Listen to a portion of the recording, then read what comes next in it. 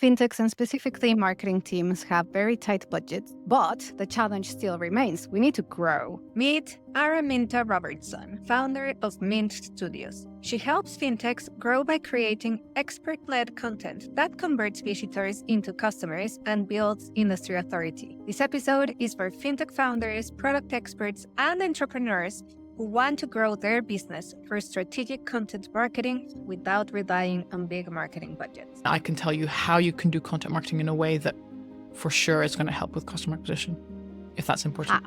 There's this trend now towards more focus on brand awareness, because I think more and more companies will have to invest in brand so that the customer, the individual, instead of going to their ChatGPT or even Google, goes straight to the brand. Living and breathing your customers, nothing can go wrong from that. That will only benefit you because you'll understand so much better what they need. So that could be going to events, that could be starting a podcast and interviewing them. Hey, before we dive in, can I please ask you for a big favor? If you are enjoying these conversations and getting value from the insights our fintech leaders share, please hit the subscribe button below. This is the easiest way to support the show, and it could mean a lot. My commitment to you is every single week, I'll continue to bring more founders and product leaders that share with us the strategies that are working today to drive innovation and fintech growth. Thank you, thank you, thank you, thank you. One of the challenges that we have as fintechs is acquisitions and growth. And the reality is that many of us don't have a big budget anymore. Fintechs and specifically marketing teams have very tight budgets. But the challenge still remains. We need to grow. And one of the ways in which we can grow that has been basically improving over the past few years is content. Basically, that's our topic for today. How can we grow fintechs via content? How can we have impact with customers? And one of the challenges that customers have is basically financial education. Schools and governments have failed to do a good job, and content is doing the job right now. So let's start with how is content empowering us as consumers? So this is a topic that's very dear to my heart because this is what got me into fintech. I was 18 and I realized one day that I knew nothing about taxes, mortgages, the stock market, retirement funds, nothing. But I understood that if I did have a good grasp of these financial concepts, I would have fewer financial worries in life. I'd be a lot more comfortable and a lot more happier. And so at the age of 18, I started reading quite a few financial books, and that's how I started my blog, Financially Mint at the time. And I used the blog as a way I'd read a book and then I'd write about it. And that was a really good way to understand the concepts in the book. And that was how I started my financial journey and how I discovered my love for content marketing and fintech, because I started writing about these financial topics. That blog and then subsequently my work and or my degree and everything led to fintech discovering me and then hiring me. And that's how I started in marketing and in fintech. So it's a topic that's very dear to my heart. And so to answer your question, times have changed, right? In the past, you'd get a job, you'd work for the same job for 40 years and then get pension. And you wouldn't have to worry too much about finances. But that changed when that stopped existing and governments required you to pay into your own pension fund when you retire. And that change happened, but consumers or individuals weren't educated on the fact that, okay, now you have to take care of your money a lot more because your company isn't going to. And so there's a lack of understanding of saving enough about retirement, saving for an emergency fund, investing in the stock market, and schools and governments haven't, as you said, plugged that gap. A lot of people still don't understand how to do that. And then what's even worse is I would say quite a few companies, banks, financial institutions take advantage of the fact that people don't understand about money. A simple example is the huge fees that they charge, remittance fees for sending money from one country to another. Or the fact that maybe they'll encourage you to open a savings account when really you could make a lot more money in the stock market. Things like that, right? And so because of this lack of understanding, a lot of individuals are just left with maybe not enough money when they retire, or maybe they have an emergency and then they have to get into debt to cover it, all these horrible things. This is where content comes in. Content is about educating individuals about taking control of their money. Because ultimately, taking control is freedom. Understanding that if you save enough for an emergency fund and then there's an emergency, it's less stressful. If you save consistently for your retirement and then you reach retirement age, it's less stressful because you're like, okay, I have enough, right? And so this is why content is about empowering, because it's educating people to have control of the money, understand how money works, so that then when they're 60, they don't have to continue working if they don't want to. They can retire. And so that's really why content is about empowering, and fintechs are in a very good position to plug that gap because they are the challengers, right? They are the ones who came out of the 2008 crisis because everyone was sick of retail banks and said, we can do things differently. We can do something that's a lot more customer-centric. But anyway, I'm getting ahead of myself. But yeah, hopefully that answers your question and explains a bit why content is about empowerment, ultimately. Yeah, definitely. And I think it's not just a blah, blah, blah, but it's your story. It's the example, right? Like, Yeah, it is so interesting so true. because as an 18-year-old, very few 18 years old when we were 18, now they are different. True, Now I true, think they are very savvy. But when true. millennials were 18, we were not thinking about finances. That's it. Mhm. So you were very progressive. And it's amazing that you started creating both content and then like financial content. That is super cool. And it's a real life example that even like years ago, not today, on how it can have impact. Yeah, exactly. And it changed my life. And it ultimately, it's opened my eyes to the world of fintech and financial services. And I realized that I loved it. And here I am many years later still doing it. So it was a cool start. Are you a fintech product leader who's awake at 2 a.m. in the morning thinking if your product roadmap is going to keep you ahead of the competition? You are dreading the next board meeting because you haven't hit those aggressive numbers. The reality is fintech is hard, and being behind 6 months in the innovation curve can cost you your competitive advantage. So this is where Money 2020 Asia comes in. I am a very big fan because it is not just another fintech conference. It is a whole experience. It is where you go and you connect with people, whether that is investors, partners, or other fintech leaders, and you share insights that make you make that shift, that 1% shift that will help you stay ahead of the curve. This year is in Bangkok in April, and I'm really looking forward to seeing you there. You'll get months of business meetings just in 3 days. You'll also be able to hear the latest insights from C-levels and regulators who are driving innovation in the industry and in the region. And finally, of course, you will put yourself and your brand in front of leading media, news, or podcasts like mine and enhance your brand and your brand visibility that we know it's super important these days. So I'm a big fan. It's my 4th event, and I'm really looking forward to seeing you there and connecting and having a ton of fun and discussing all the fintech geeky things. Sign up in the link below and use the code MON200 for a discount. And remember, Asia has special pricing. So go and sign up now. I'll see you there. And once you sign up, reach out to me, tell me you've done it, and we can jump on a call and have a strategic planning session such that you make the most out of the event. See you there. So I guess there's 2 types of fintechers. And I'm always debating with these 2, right? One is the product marketing, designers who are very customer centric. And Mhm. then we have the others that are much more commercial, operational, technical centric. That, yes, customers are important, but we need to hit the bottom line, right? And there's always this Mm. tension because there's this argument that if we focus on customers and actually basically solve for their needs and pain points, we will hit those commercial numbers. So having that in mind, I could assume there's a lot of people who challenge the idea that content marketing would help us acquire customers in an effective manner. What do you have to say about that? Yeah, interesting. I'd love to have a debate with them. I think I could agree with them depending on, it all depends on how you do content marketing, Yeah. right? I think the biggest challenge with content marketing and with a lot of marketing is that it's really hard to track. And we can talk a bit about Mint Studios in a second, but this is why I set up the agency. It was to help people track the input, the results, the ROI of content marketing. And because it's so hard to track, it's a lot more easy to question whether it's working or not. And what I always say is that in fintech, founders are typically technical, either from a developer angle or from a financial angle. And so they're numbers people.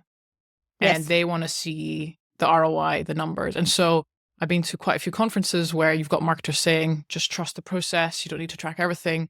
But they work in the SaaS world. They work in a different industry. And I'm like, that doesn't fly in fintech. No. You need to prove an ROI. And that's very difficult in the marketing space. It's gotten better. It's gotten a lot easier over the past 10 years because of digital marketing. And some are arguing this is now changing back to being harder because of AI and ChatGPT, which is another interesting topic. But they're still a lot easier to track now than it was 20, 30 years ago. But yeah, to answer your question, I would first ask, okay, it depends how you do content marketing. And I can tell you how you can do content marketing in a way that for sure is going to help with customer acquisition, if that's important. Yeah. I'm like, Okay. The way that we do it, and of course, this depends a lot on the fintech and stuff like that, but our approach is bottom of the funnel content marketing distributed via SEO. And so that basically means when you do content marketing, a lot of marketers or content agencies will typically focus on top of the funnel content. So content that's more about thought leadership, brand awareness, and that's fine. That's good for raising brand awareness, but it doesn't directly lead to closed customers, deals, all of that, right?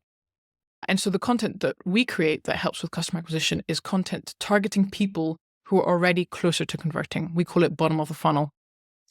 For example, instead of writing a piece of content, about the types of payment methods or what is a direct debit, instead we have a piece of content targeting the keyword like direct debit API, because someone looking up direct debit API is looking for an API. They're like much closer to closing, to finding and buying a solution than someone who's just starting to learn about direct debit. And so it might seem like a very straightforward concept. In the content world, this is still relatively a new thing. Most content is typically seen as a brand awareness activity and not a lead gen activity. And so what we do is we're like, okay, let's help with the lead gen side of things. And we primarily do that, as I said, via content targeting at the bottom of the funnel and through SEO. So that's one way to do it. And of course, just to build on that, basically, if we create the intention behind how we create the content is different. One is, hey, brand awareness. We may come up with ideas and campaigns that are just like, hey, exactly, we're here. We're solving this problem. We exist. We're cool. Come check us out. Versus if it's lead generation, it's more a prompt for you to take action. This is how we solve your problem. Yeah. Come and check us out. Is that like a good distinction? I think, yeah, because in the second case, we're targeting people who typically are already aware they have a problem and are actively looking for a solution. Whereas awareness, in the awareness stage, maybe they don't even know they have a problem yet. So the content we specialize in is actively, because the thing is that a lot of people do content marketing and they go straight to the brand awareness. And I'm like, start with the people who already know that they have a problem. Start with them.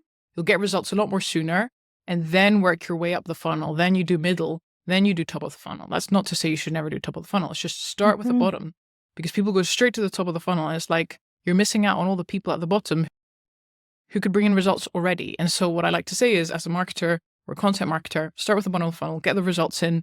You start to get a better understanding of who your ideal customers are, what their pain points are, what their problems are, and then use that to then slowly create a strategy that goes middle and top of the funnel. At least you'll know you're going in the right direction because you'll be able to have a better understanding of your customers. So yeah. That makes sense, because then you're saying, hey, instead of starting, hey, brand awareness, go broad, you say, there's these people who are ready to buy. Yeah. Why not start with them? Intention to buy. Yeah. Start with them. Don't tell the whole world. Talk to them. They're ready to buy.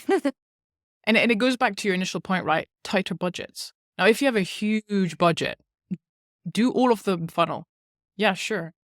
And this goes back a little bit to that advice, become a media company, which I'm not sure if I fully support, because sure, if you've got a millions marketing budget per year, sure, you can try and become a media company.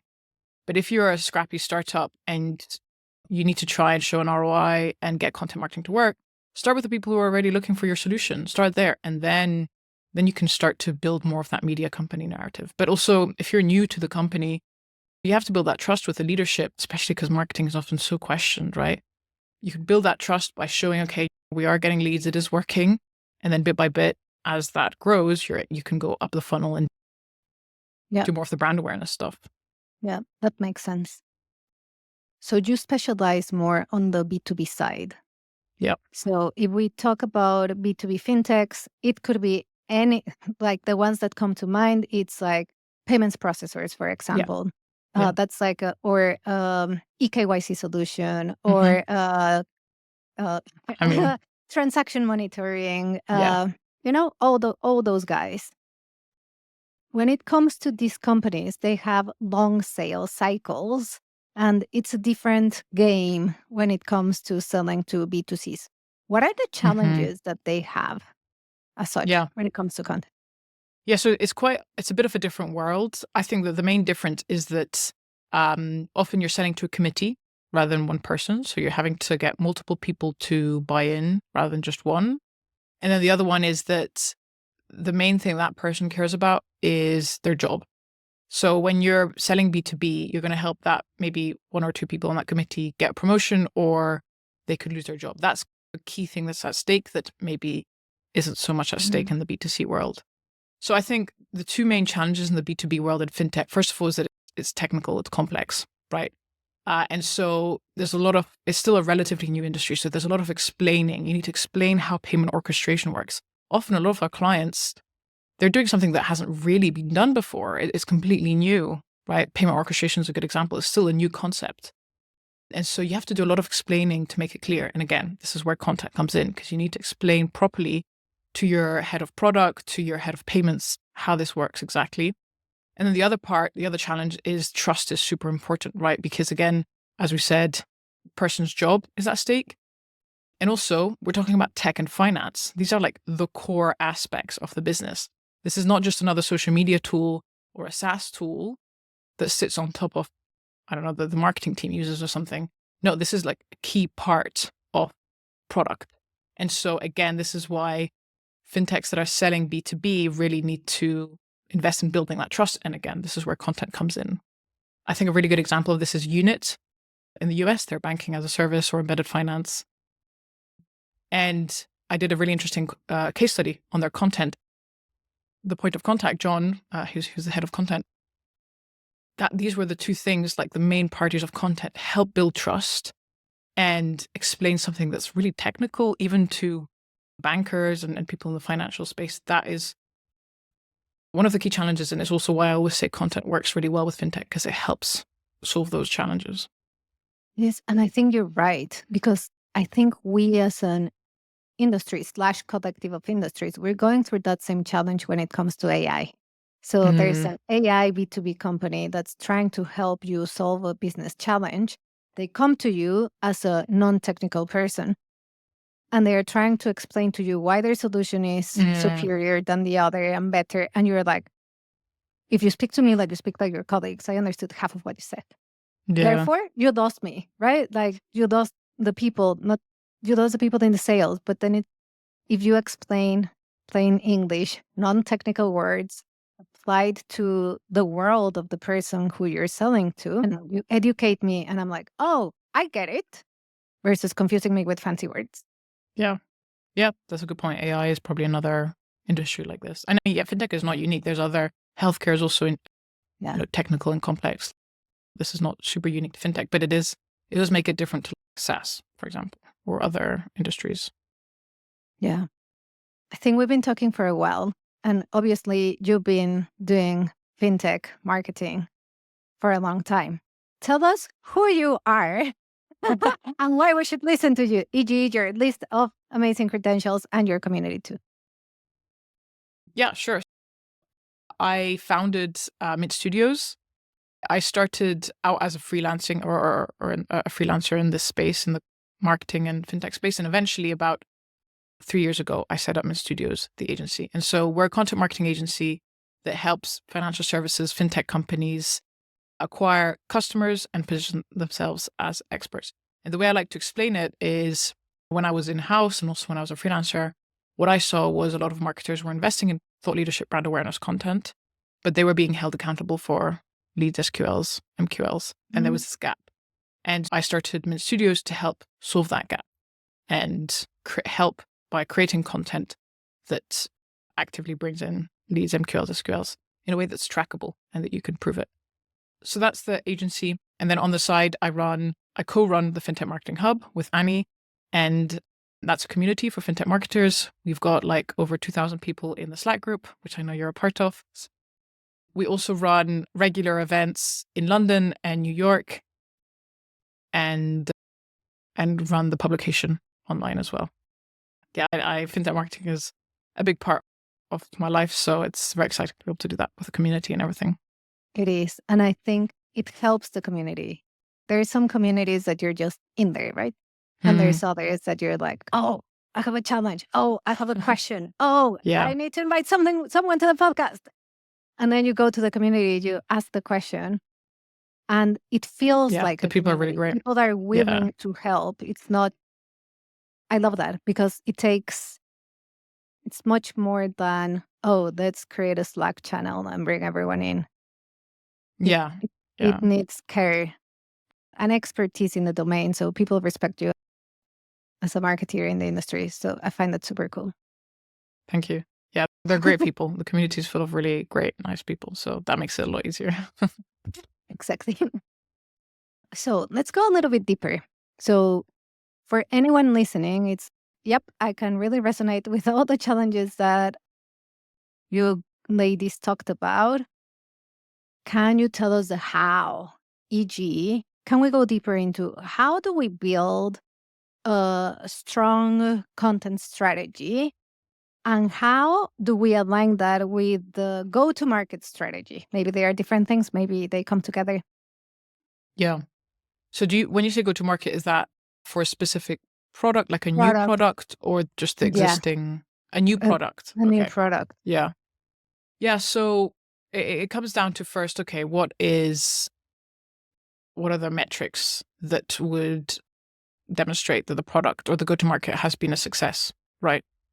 And if those metrics or those KPIs, if marketing is a part of that, then it's worth exploring, okay, can content marketing be a part of that? So it depends a lot on, I think, the type of product, who we're targeting, because there's some fintechs where it's all referrals, and you could argue maybe content shouldn't play as much of a role there. Maybe you should just be hosting dinners and events. But I would say predominantly, if you're you're a fintech, people you're targeting are people who do research online and who read and do research. Then content could be a good approach for you. So then it's back down to, okay, with this go-to-market, this product launch, who are we targeting? If they're doing research online, are they already doing research for this kind of product? Or they could be calling it something else. This is also a big thing, right? Don't be afraid to go after keywords that only slightly describe what you do, because that person who's doing that research might still be a good fit. They just don't understand what you do. So yeah, you've got that product launch, you've got the people that you're targeting. And if they are doing research online, then I would say you could do what we do, which is bottom of the funnel content, targeting people who are already actively looking for that. Because that's a good way to raise awareness amongst the right kind of people, the people who are actively searching for you. So that's more on the bottom of the funnel level. Then if you're wanting to create content more of raising awareness and making sure that people understand what's going on, then I would say you also want to create content around that. So it depends on who you're targeting, but if it's B2B, that could be sales enablement, that could be a report, that could be a white paper. And then you want to make sure that the channels that you're using are the channels that your target audience are using. B2B is likely going to be LinkedIn.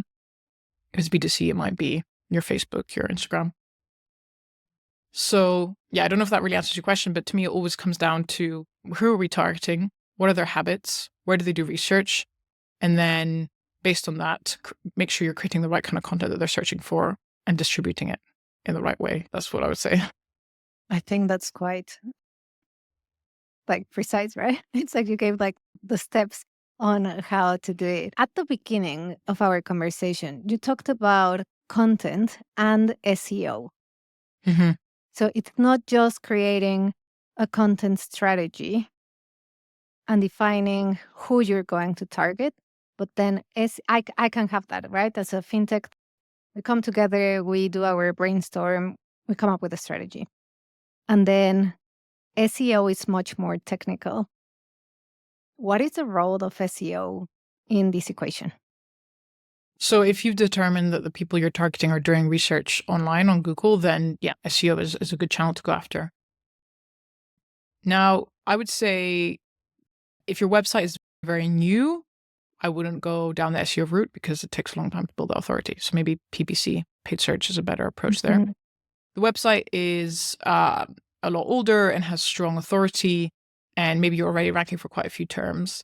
Then I would say SEO could be really good for making sure that, again, you're appearing for the keywords that your ideal customers are actively looking for. Now, the thing that's changed a little bit is that previously a lot of people would say, okay, just go after the top of the funnel keywords. But with the new AI overviews and the way that AI now plays a role in search, it's clearer and clearer that you're not going to get as many clicks, as much brand awareness now with top of the funnel content. So we're seeing an interesting trend now where fewer people are investing in top of the funnel. They're actually going for bottom of the funnel keywords, which is great because I've been saying this for years. Yeah, finally. And so I would say the role of SEO now is use it is still an incredible distribution channel. There is no other channel where you can target someone based on intent, right? LinkedIn, you're targeting someone who's scrolling and who's just maybe looking for entertainment or education. But with Google, you're able to target someone exactly at the point where they want to find a solution. That's incredible. There's no other channel that can do that. And so SEO is just a really good way to get that bottom of the funnel, I think. And I think this is more and more going to happen. So targeting the people who are already, again, actively looking for what you're searching for. I think to me, that is a role of SEO nowadays. We'll also see how things change with AI search, and we're keeping a close eye on it and actively adjusting and tweaking strategies and stuff. But yeah, I think SEO, the best thing it can give you is targeting people at that intent stage. So you really want to use it for that mainly. And we just touched on AI and how it's going to change SEO. There's a ton of, I don't know if it's noise or at least a ton of conversations, especially on LinkedIn, around, hey, the how we do content and SEO just changed. It's going to be so total different. And then we as businesses need to be ready for not Google SEO, but GPT, Perplexity, Claude, and all these type of SEO. How do we as businesses change our approach to SEO in a world where it's not just Google, but it's AI? Because how I see it, I'm like, it's very similar. It should be very similar, but I'm sure there's a technicality there that I'm missing. Yeah, so it's a very interesting topic and one that we're really closely looking at, right?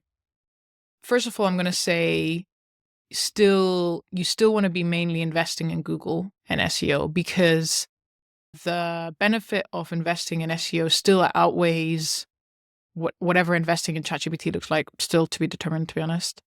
As in, Google and SEO is still enough of a good channel that is worth investing in. So if you decide to not invest in SEO because you're worried about what's going to happen, you risk missing out a lot. So we're not at the stage yet where I would say it's not worth doing. Now, the other thing is, okay, there is a trend where more and more people, including me, use ChatGPT. We go straight to an AI tool rather than go through Google. So what does that mean for businesses that are doing SEO or even PPC, to be honest? First of all, it means that I think, and this is why I was saying earlier, there's this trend now towards more focus on brand awareness, because I think more and more companies will have to invest in brand so that the customer, the individual, instead of going to their ChatGPT or even Google, goes straight to the brand when they're buying something. So there's going to be a much bigger investment in brand. The second thing is, okay, so you want to appear on ChatGPT or Perplexity. So far, the best indicators to do that is to rank really well in Google. Yeah, so we see it across our clients. The clients who already have really strong are ranking in the top 3, top 5 positions for a lot of keywords that are related to what they do and bottom of the funnel again. They are turning up. When people type in top payment orchestration providers, our client turns up because they are ranked really well. So the two things, SEO and ChatGPT or Perplexity or whatever, are very closely aligned. So again, this is why SEO is still very much worth targeting. Now, in terms of what should change, I would say the main thing is what I just said earlier, which is top of the funnel is not as irrelevant anymore because AI search or AI overviews are taking over. And I think it's hard. For example, types of payment methods, that's a top of the funnel query. If someone does that research, imagine you're ranking for that's a top of the funnel keyword. Before, someone might click on that, read your article, and maybe that's helped a little bit with brand awareness. They're like, oh, I know this company now. Now, they might not click. They'll just look at the AI overview. So you don't get that brand awareness. And because types of payment methods is a top of the funnel search and not a bottom of the funnel search, when they're typing it into ChatGPT directly, ignore Google, your brand won't turn up either, because why would your brand turn up? Because they're just saying, give me the types of payment methods. They're not looking for a specific provider. Now, take the same with payment orchestration providers, which is a lot more bottom of the funnel. Yeah, maybe they go to Google, they don't see you, but at least when they go to ChatGPT, you're one of the list. You're on that list, right? Because it's bottom of the funnel. I don't know if this was super clear, but my point is, I think this is where we're changing, that content marketing or SEO for sure, top of the funnel, there's less. It makes less sense to invest so much in that. And I think more and more people are doing bottom of the funnel. And I'm not the only one who says this. Like, I think more and more people are saying it makes more sense now to just go straight to the bottom of the funnel. And top of the funnel, take care of it in different ways with brand, not with SEO. Yeah. So let me paraphrase that as a non-marketeer, just to see if I understood. Sure. Okay. So basically, what we're saying is when we are searching in Google, and I'll use Wise or Revolut as an example, and I put, what's the best FX?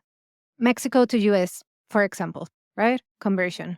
When I type that, just like FX, Mexican pesos to USD, then in Google, I'll have Wise, Revolut, all XC. Like, Yes. I'll see the brands, and then I have the choice, and then I can click in the one that I think that I like the most. However, when I go to ChatGPT and I say, hey, give me the FX Mexican peso to USD, it will just tell me what it is. It will not tell me the list. Well, no, it may tell me, this is imagination, right? It will tell me the list is, the price is this much, but it may tell me, hey, to find the best rates, go to Wise, Revolut, and XC. Yeah. And my other fintech may not come up in that list. Therefore, we want our name to also come up in the recommendations of ChatGPT. Yeah, I think that the difference there, so there's a difference between looking at Mexican, what was it, Mexican pesos versus? Yeah, USD. USD, okay. There's a difference between just looking up the rate and then looking up the rate to then use a tool. If you're just looking up the rate, you could say that's top of the funnel, maybe. Yeah. If you're looking for an actively, like a money remittance tool, that's bottom of the funnel. So your example works if you just then go to ChatGPT and you make it clear, give me the rate, and I'm looking for a tool, then the people who are ranking well for that bottom of the funnel keyword will appear, hopefully, in ChatGPT. And that's why it's important to make sure you're going after those keywords as well. Yes. And it's important that you rank in Google so that then you can rank in ChatGPT.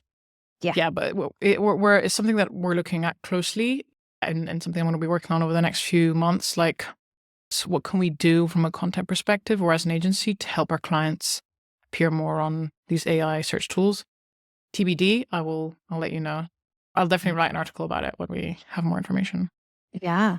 So I want to expand on that exactly because people are like, oh, I get it, but I'm not an SEO expert as a fintech, let's say. Or there's smaller fintechs that they just don't have the budget to have an SEO expert in the team. So there's always a debate in fintech. Do you build in-house or do you buy? In this case, do you build capabilities in-house to do SEO right? Or do you go to an agency to do SEO? What is your pros and cons for these two options? Yeah, so what's the size of the fintech? It depends on that, really. Hypothetical. Okay, if it's a small fintech, then this might be, I believe, for fintechs, you want to be investing in content SEO rather than technical SEO. Technical SEO is just making sure your meta descriptions are correct, making sure there's no broken links, all that stuff.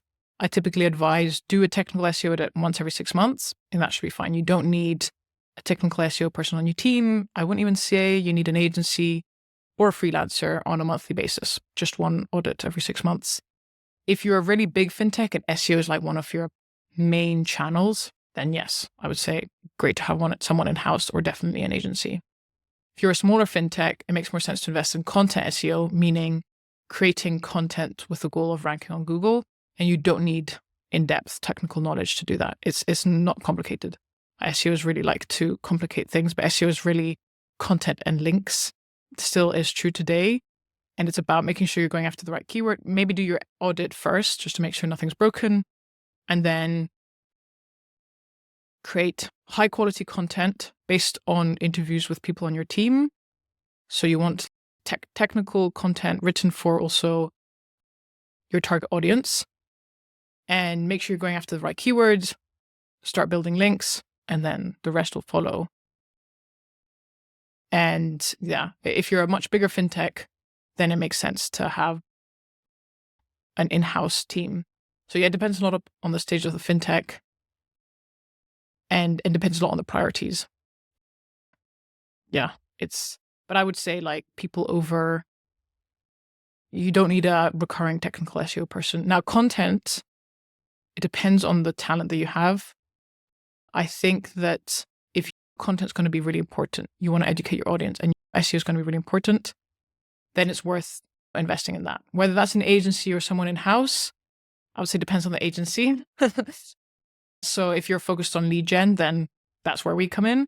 But if you just want to create content more for brand awareness, then I would argue maybe a freelancer would be a better fit. And then if you have the budget and the capacity, then maybe you can hire someone in-house. So there's so many variables. It's hard for me to give like a direct answer, but hopefully I gave a few pointers there that can help. Yes. And I think it's never a direct answer. Yeah. Right? It's like, it depends on so many things. So I think it's a good thought process as such.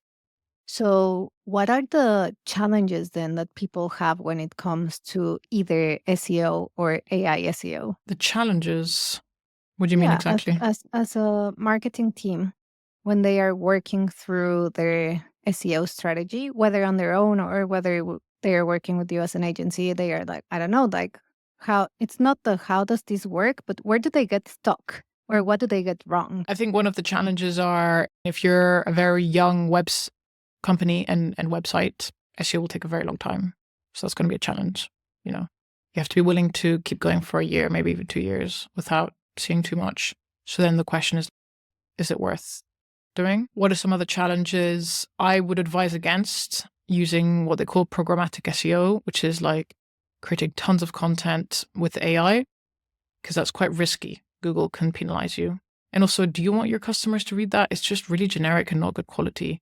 So I would think either don't invest or invest in it like with good content, but AI content is just not going to, it could cause problems down the road in terms of taking your website down.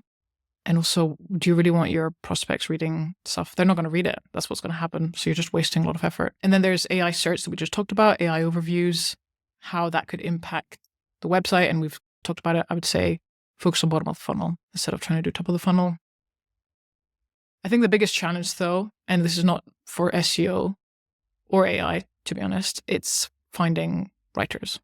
The biggest challenge, and this is why a lot of people come to us, is they just haven't been able to find a freelancer, even sometimes in-house, who can write at the level that they need. And this is especially a problem in B2B where you're writing more advanced content. And a lot of people come to us because they're like, I don't know, the person we hire, it's just really generic and really vague. And it's unfortunate. The reason this happens is because a lot of writers are in the SaaS space or in the marketing space. And so they're used to writing more fluffy, generic stuff. And so when they're then asked to write fintech, it's harder. And they don't have it's not just the experience, but the know-how of how to write in depth for a fintech audience. And so this is one of our USPs is we only work in fintech and financial services. So we know how to write about payment orchestration and banking as a service and how an API works and all these things and go in depth without making it full of jargon, just being able to be specific. And this is just an issue that we have a lot in general, which is just, it's hard to find good writers in general. This is a problem that every industry, I think, struggles with. But I think with fintech, it's even more just because it has to be so technical. So I think that's one of the biggest challenges is just finding really strong writers. And I think you raise a really good point because even let's say if I'm in payments orchestration, but my competitor is also doing the same thing, right? It's like, and both of us, we're going for content as a strategy, then our content needs to be unique. Yeah. So, This is a big issue that I also have with this in general is that, and still to this day, we get potential clients who we say 90% of the content we create is based on an interview with an expert within the client's team. And this is a deal breaker. We have to do this. And we still get pushback sometimes. And I'm just like, do you want your content to be just copycat? Like, why would someone read your article if it just says the same as everyone else? And we don't just do it so the article looks good. We do it because then you're actually writing something that your real target audience will actually read. Now we know that their target audience actually reads it because it brings in leads, because we can see the conversion. And so that's why we say 90% of the content is based on someone who knows what they're talking about. So typically it's a salesperson or a product person, and we set up recurring interviews every month, and the content is based on that. Now, after maybe 6 months of working with a client, there's fewer and fewer interviews because we have a much better understanding of the product. Mm-hmm. And those interviews are then more to get an opinion, to get something different. But those interviews are instrumental to getting really good quality content because it allows us to go into a lot more depth about the product and about the target customer's pain points than just doing research. So that's a big part of what we do. Yeah. 2 questions before we finish. So we know that distribution is key when it comes to content, right? So let's say if I'm a fintech, I'm listening to this, I have my content, I've done all this right, I've done the interviews, I read them up or you write them up. What's the role of distribution in this case? Do I just post it on my website and post it on my LinkedIn and assume that people are going to come to me, or how do people overcome that challenge? I would say you need to think about the distribution before you even start creating content, because if not, you run the risk of doing exactly what you said, which is creating a lot of content that no one ends up reading. And that happens a lot. Mm-hmm. So SEO is a distribution channel. And so that's why we use SEO as our main distribution channel when working with clients. And so that's why you need to do research on the keyword, on who you're targeting before you even start creating that piece of content. So I would say, first of all, the first distribution channel to check is SEO. Now, there are some companies where SEO is not really a strong channel. I would say those that are targeting banks, those that are targeting investors, SEO can be a harder channel to reach them. So then if you don't have SEO, then you can try LinkedIn ads. Reports and white papers are also a good one. And then the other distribution channel is to break that content up into smaller pieces and create content within a platform. So LinkedIn, for example, ask your CEO to, or you do the content and publish on the LinkedIn of the CEO, like LinkedIn posts, or I guess Twitter, X. I'm not sure people use that so much. So maybe Facebook. But creating content also happens within the platform. It's not just on the website, right? And so I'm seeing a lot more fintechs. They decide on maybe 4 big themes for the year, big pieces of content. Maybe they're like reports. And then from those reports, they take smaller chunks of content, which they then distribute via social media or via other channels. Yeah, that makes a lot of sense. So before we go, this is the last key question for everyone. So the question is, what's the one change fintech leaders should embrace to build sustainable, customer-centric, AI-powered businesses that create lasting value? I'm not sure if this is a change, but to me, marketing is all about understanding your target customer. It's about not just understanding, but like being obsessed with their problems.